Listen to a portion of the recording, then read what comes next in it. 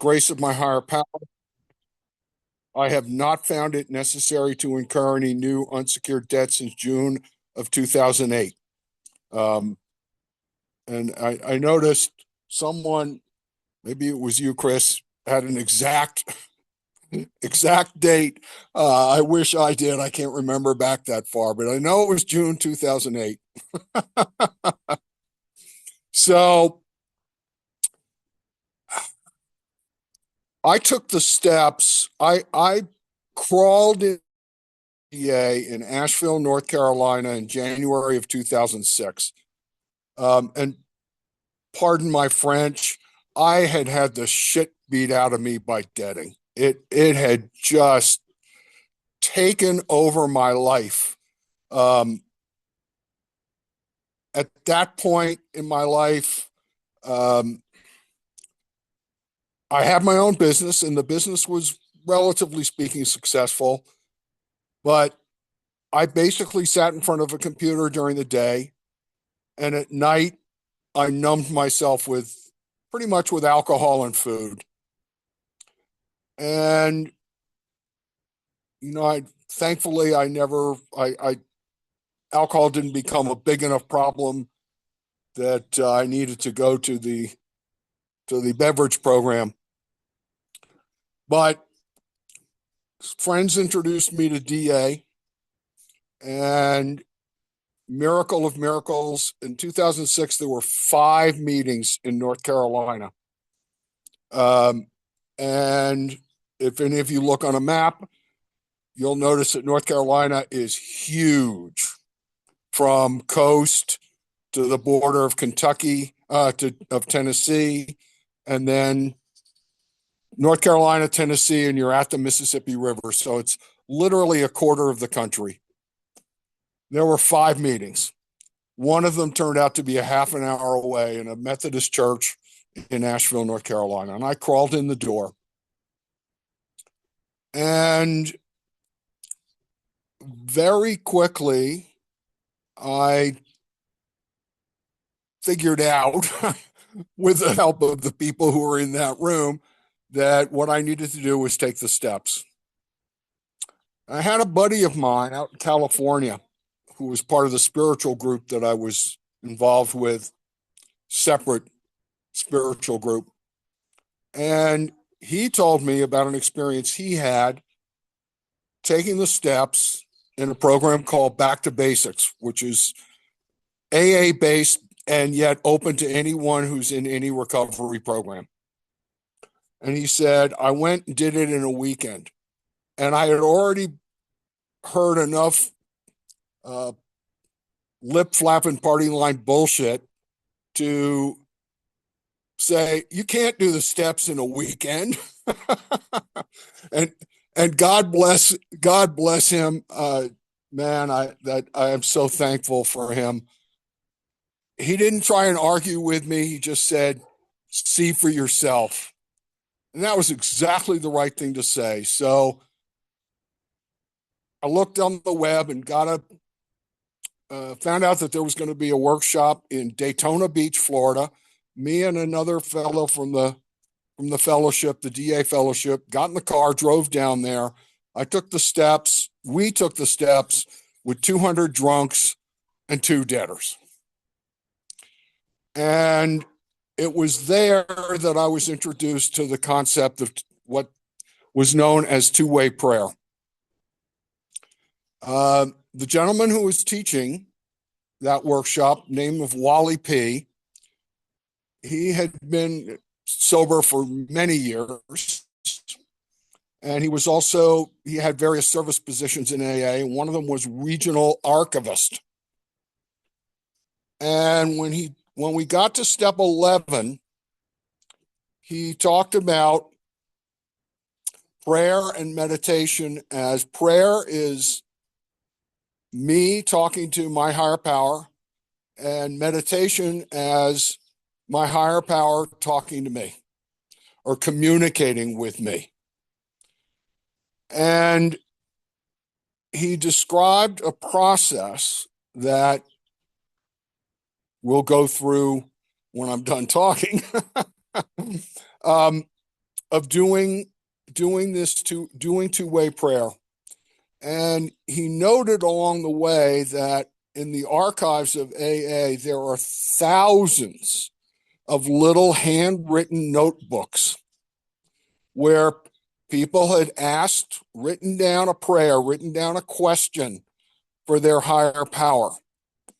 And then in a uber simple manner, the process basically is I write a question, and when I've done writing the question, I say, something as simple as, God, I call my higher power, God, what would you have me be? What would you have me do? And as soon as I finish saying those two questions, I start writing. It's 15 minutes, Bob. And I write whatever comes. And sometimes it's a grocery list. Sometimes it's, let's say, marching orders for the day. Oh, you need to go to the bank. Oh, yeah, right. I do need to go to the bank. Oh, yeah, you need to put gas in the car, whatever it is. Or, you need to pick up the phone and call Aunt Sally. And then it can stretch into things even more deep and profound. And the instructions were keep writing. Doesn't matter what I'm writing, just keep writing. And after a few minutes, typically, that'll end. I'll have written. And my instructions were in that early, in that this is the first time I'd ever been exposed to a step 11 step 11, let alone a step 11 practice. And we were instructed to go back, read over what we had written. And sometimes I needed to cross things out because they were obviously not from my higher power. As in, my higher power is not going to tell me to go get an American Express card and buy a new Lamborghini. Especially when I have, $500 in the bank. So with that, we then shared our guidance and we did that in small groups, 3, 4 people. And we would share what we had heard from our higher power. And sometimes people could offer feedback that enriched the guidance that I had received or someone in the group had received, which was just totally wonderful. 3-way prayer. And it literally was called that. If there was, feedback that provided extra information. And reading the few pages in the big book of Alcoholics Anonymous about step 11, there are specific instructions there.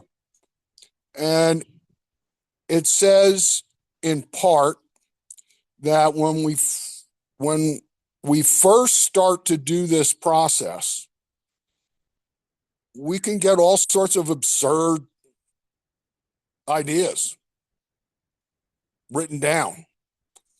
And the book assures us that if we simply continue doing the practice faithfully, that we will become comfortable, not the right word. We will come to understand that these are instructions from our higher power, and we take them and do them. And, in listening to Wally talk about some of the results that he had, one of the things that I mentioned was, oh, you need to call Aunt Sally. Well, he talked about people who received that instruction. It's like, well, why call Aunt Sally? I haven't talked to Aunt Sally in a year or whatever. I don't really know Aunt Sally all that well. But yeah, so you call Aunt Sally and you find out something about her that you can specifically help her with, that you can specifically be of service. Um, I'm listening to an AA speaker right now because I'm doing a round of step work, and we're coming into my favorite step 5, by a long timer. Thank you. By a long timer in AA by the name of Joe H. And Joe Joe talks about he was living. He had been been a recovered alcoholic, and he specifically said that I'm a recovered alcoholic. Reading the big book of alcoholics, the little more than 100 men and women who participated in the writing of the big book of Alcoholics Anonymous refer to themselves as recovered, not recovering, recovered. And how? By the grace of higher power. By the grace of my higher power, I'm a recovered debtor, which is how I introduce myself now. It's not hubris, it's just the fact of the matter. It's what this program does for us. By grace. Anyway, Joe talked about how he was living in Denver and he was very comfortable. He was making money. He was enjoying life. And he got an instruction to complete his 9th step amends. And in completing his 9th step amends, he called an old girlfriend who lived in LA, who basically said to him, he told her why he had called, because he had harmed her, this way, that way. This step 9, making amends for what he had done. He asked her, what can I do to make amends to you? She said, be in LA twice a month and we'll go to therapy. And he said, I did not want to move to LA. I did not want to be in LA twice a month.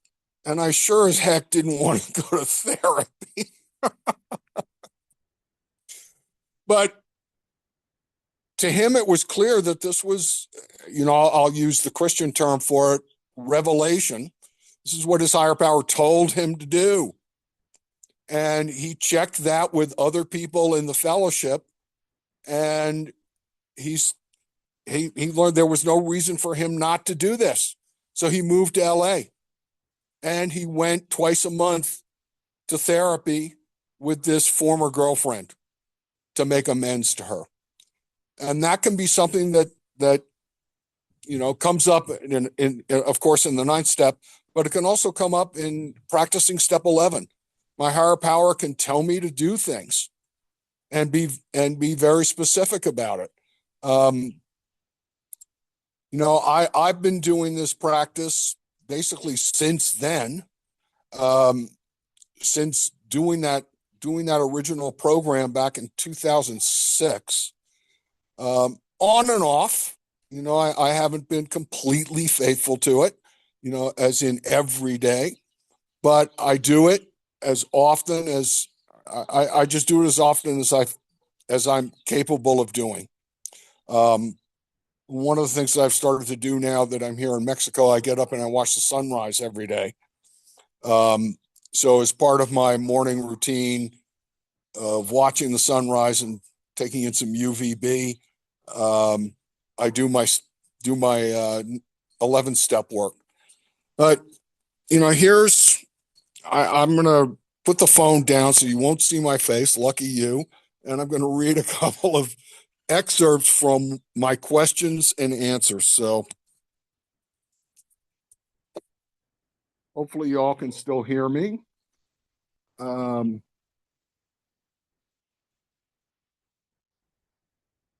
God, I ask you for help with our finances. I'm married. What do I need to do to be more prosperous or to simply wait? I am with you. I am supporting you. I am taking care of you. Look to me at all times. Ask constantly. When there is prompt, wait. My signal comes, do not hesitate. When my signal comes, do not hesitate. Be prepared. Do the do the MMB meditation in the morning. That's a spiritual teacher that I follow. You will be led. Trudge the road of happy destiny. I accompany you. Look to me for guidance. I will guide you. I will help you. Be still and wait. I will take care of the results. Be at peace. I have brought you here. I have brought you to this time. I am your benefactor. Do as I direct.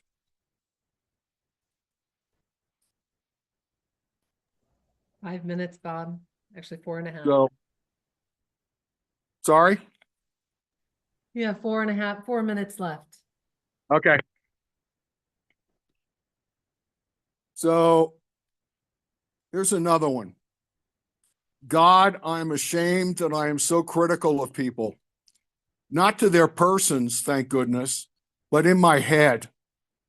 It has to be done my way. King Bob, what would you have me do? Thoughts come and thoughts go.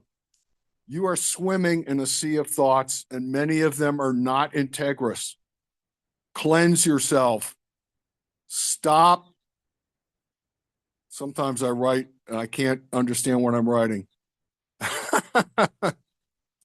Stop yourself. Ask what you can do for them. How can you help? I will answer. And the process just goes on like that. Sometimes I have very specific questions that I ask my higher power.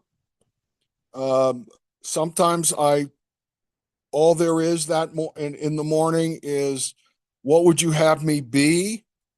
What would you have me do? And just as the big book of Alcoholics Anonymous says, the answers will come. So there you have it. I've said what I need to say.